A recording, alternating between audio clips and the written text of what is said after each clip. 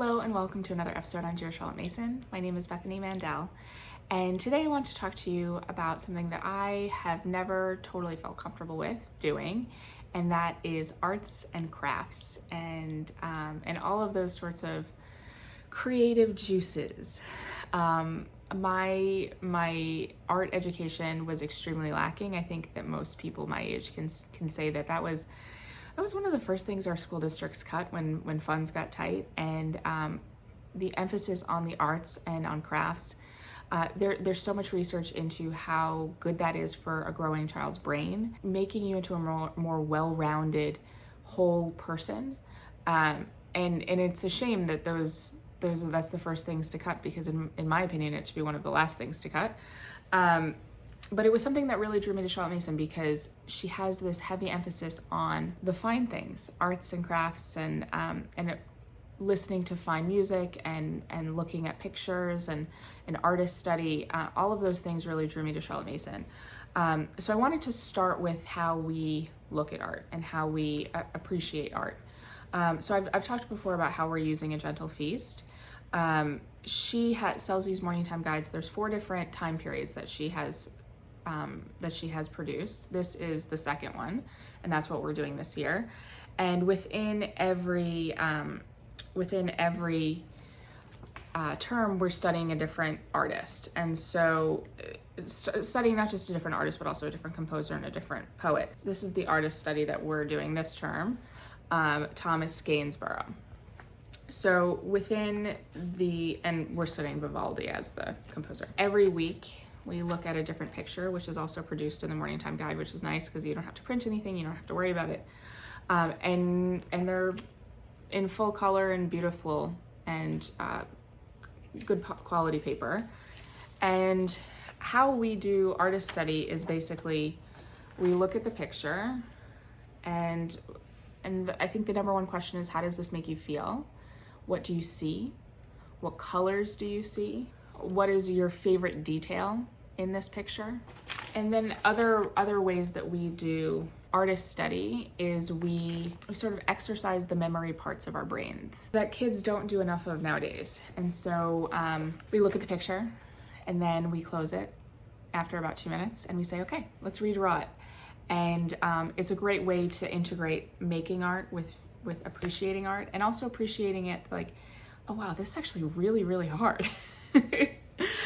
So that's one way that you can do artist appreciation. There's these amazing Simply Charlotte Mason picture study portfolios. If you don't want to do A Gentle Feast, they've created these incredible portfolios that can take you an entire term, and they've printed information booklets about the artist and about the pictures, and then they send you a package on like really high quality paper with some of that artist's most famous work. This is Monet.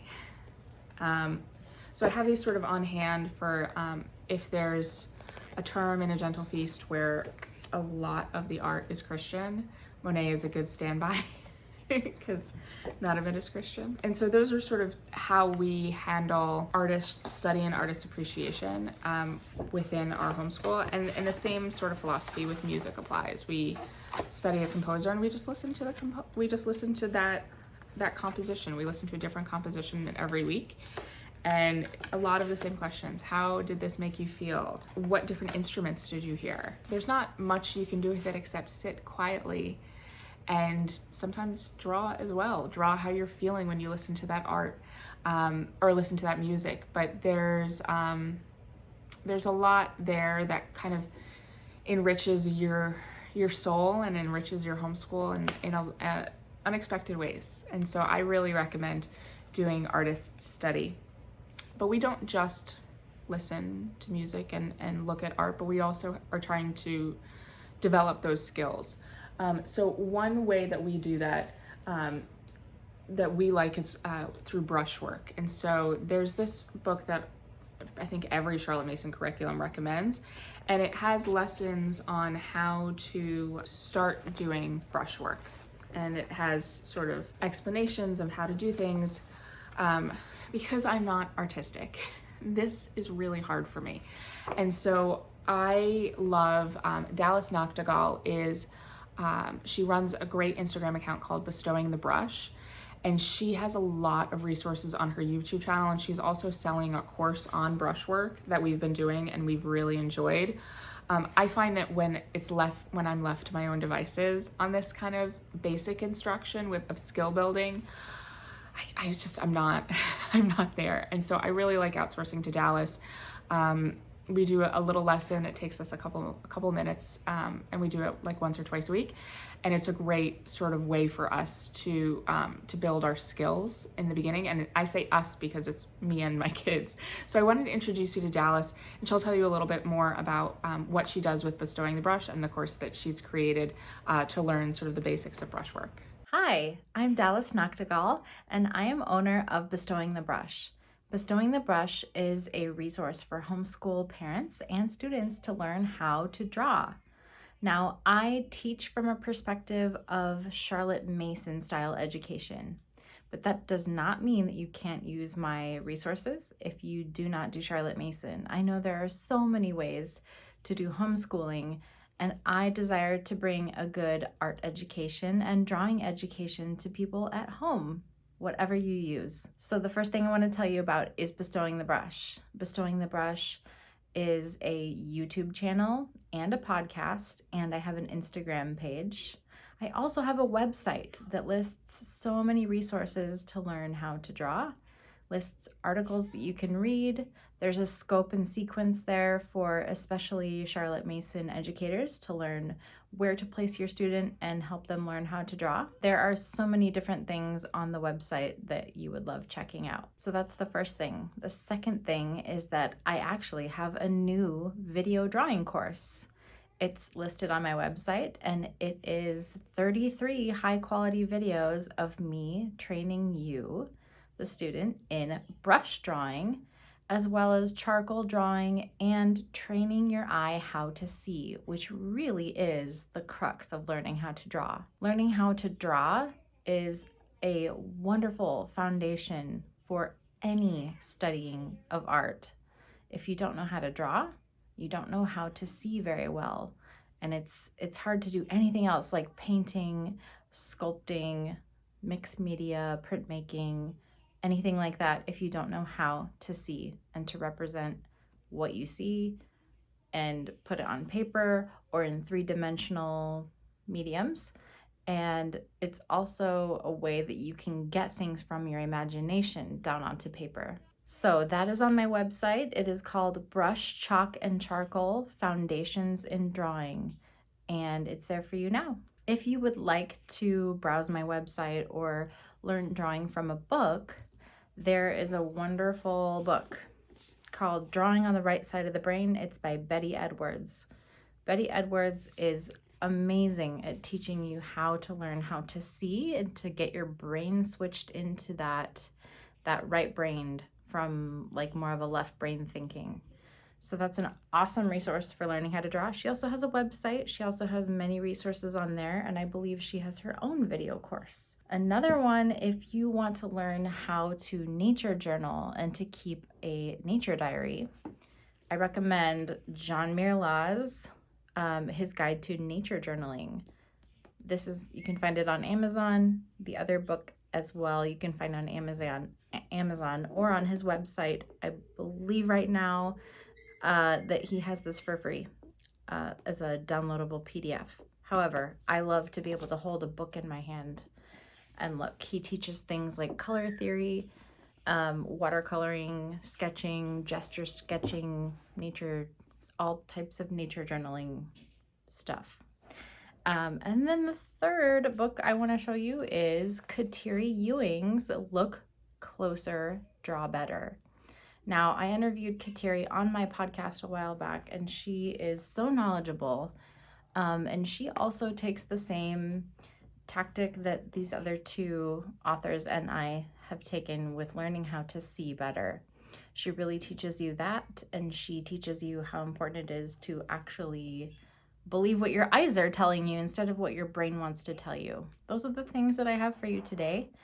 Yes, please visit my website, bestowingthebrush.com. Please visit my YouTube channel, especially if you have young kids and you're just getting your toes wet. It's a really good thing for moms to do either with their children or alone to try to get things figured out.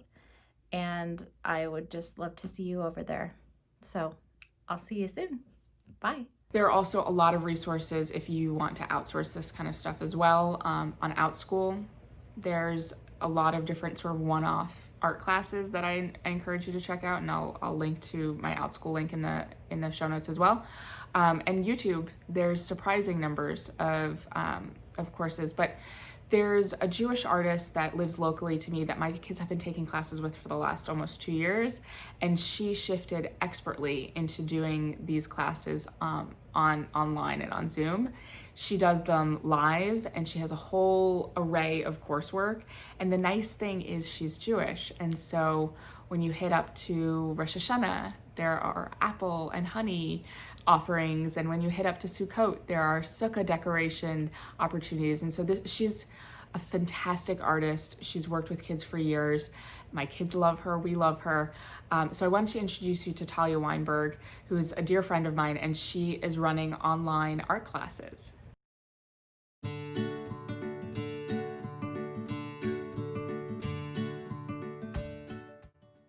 Hi, my name is Talia Weinberg, and I run Talias Art Studio, which is a virtual art studio, meaning that anyone and everyone around the entire world can join in on our fun, exciting, and amazing art classes.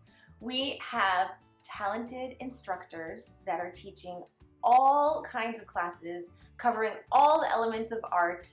We've got collage, we've got drawing, we've got painting. So any medium of your choice, you name it, we have it.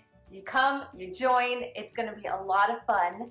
And if you wanna check out the All You Can Art subscription plan, go to my website, taliaweinberg.com, and check it out. You can read all about the virtual art studio, see all the fun projects that we're creating, and sign up. And I will see you in my studio soon.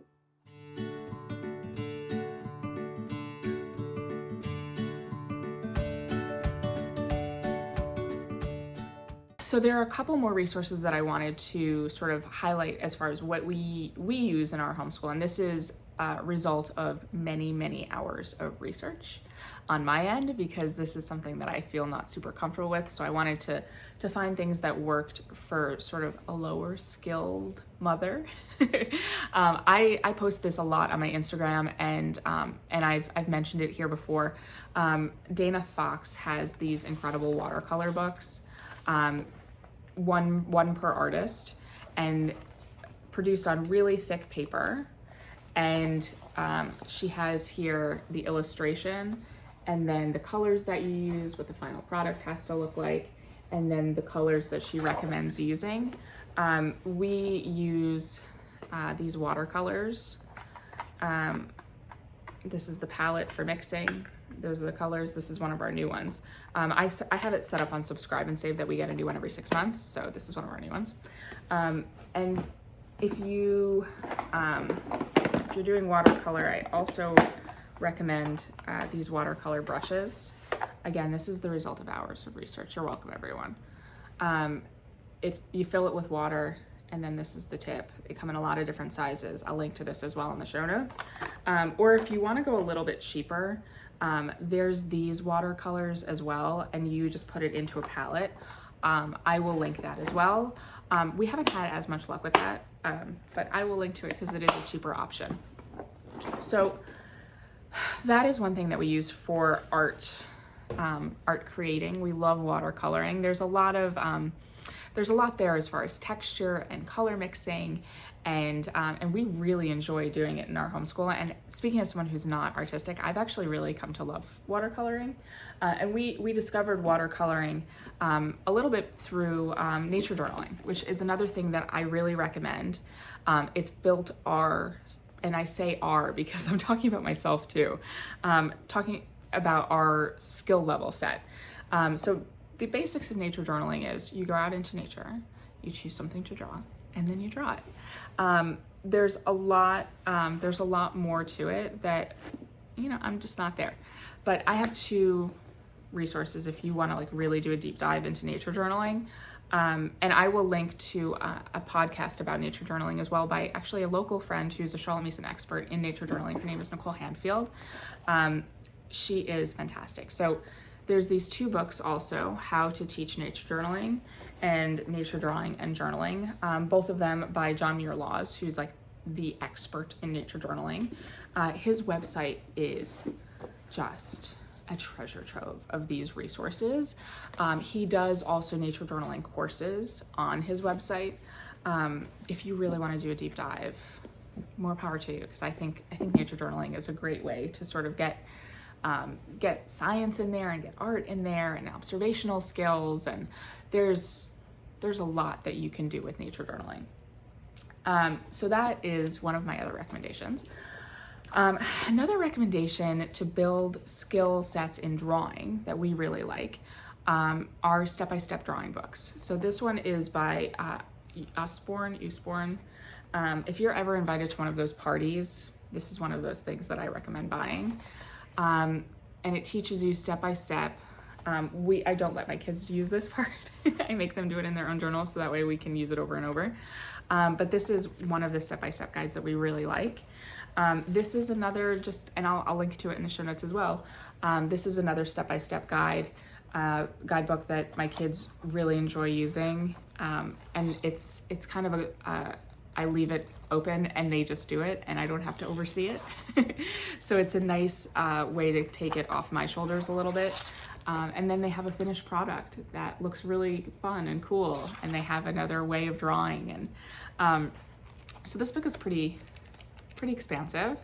And there's different options as far as this is drawing animals by shape, but there's other options by this writer that I really recommend. So we don't just do arts, but we also do crafts. So again, this is not something I'm super skilled at. This is a fantastic book that is a curriculum, like straight up it's curriculum. Sewing School. I will link to it also. But it starts out super simple: how to thread the needle, how to put on a button. There's lots of explanations for the adults in here. And then it gets more complicated. How to make an apron with a sewing machine, and how to make a pin. So these are all sort of arts and crafts things that kids really like to make. There's 21 different projects in here. I think this would take 2 years. If you worked on it once or twice a week, I think it's a 2-year endeavor. So that's basically what we use for arts and crafts and handicrafts. Another resource that I really like that I didn't really touch on that much, I spoke a little bit in the beginning of the video about music and about how we listen to music, but how do I teach piano when I don't play piano and I know nothing about piano? And I think, again, this is a really important brain building skill that a lot of kids nowadays don't have because arts and music programs are being cut left and right. And so this is a program that I would really recommend for anyone homeschooling or not. It's called Hoffman Academy. You can buy a monthly version of access. You can buy a lifetime version, which is what we have. And I love it so much that when there was a sale, the last time there was a sale, I bought it for all my kids. So I wanted to show you a quick video about Hoffman Academy. It has a really cool backstory. It started on Kickstarter, and now it's this like really rich curriculum that teaches a lot of different skills related to music making and listening and reading. So it was started by a guy in Portland, and now it's a full curriculum. So I wanted to show you this sizzle reel about Hoffman Academy. Hi, I'm Joseph Hoffman, founder of Hoffman Academy. Hoffman Academy is the best way to learn piano in your home on your schedule. Hoffman Academy teaches piano using the Hoffman method, a complete education in music focusing on the whole musician. Well, let's go ahead and get class started. 1, 2, 3. You have a great gift for rhyme. The online experience includes professionally produced video lessons, interactive learning games, practice schedules, and more. Do, re, mi, fa, so. Let's start playing today. Enjoy your playing, and see you next time. So that's basically what we do for the extras, which I don't think are extras. There's also a lot of different courses on OutSchool that I recommend, and YouTube as well. There's so much out there that I can't even begin to scratch the surface, but that's what we do in our homeschool for sort of dummy 101 mom who doesn't do art and doesn't make music. Was not raised this way, and I'm trying to break that cycle with my kids. Please comment with what you use for art and music and handicrafts, because I'm always on the lookout for ways to teach all of these things. Please like and subscribe, and I look forward to chatting with you again soon.